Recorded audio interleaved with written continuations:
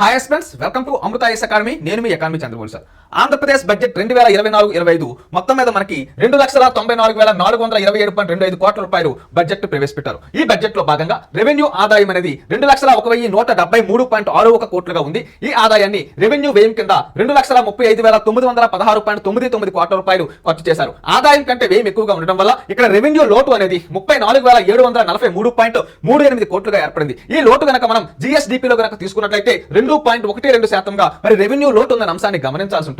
అలాగే capital receipts, capital ఆదాయం అనేది 93,252.64 కోట్లుగా ఉంటే ఈ మూలధన వ్యయం అనేది 32,712.84 కోట్లుగా ఉంది. సో ఈ బడ్జెట్ లో మనం తీసుకుంటే కోస లోటు ఫిస్కల్ డెఫిసిట్ అనేది 68,742.65 కోట్లుగా ఉన్న అంశాన్ని గమనించాలి. ఈ ఫిస్కల్ డెఫిసిట్ అనేది జిఎస్డిపిలో గనక తీసుకుంటే 4.19%గా ఉంది. మరి ప్రైమరీ డెఫిసిట్ ప్రాథమిక లోటు అనేది బడ్జెట్ లో మనకి 39,388.33 కోట్లుగా ఉంది.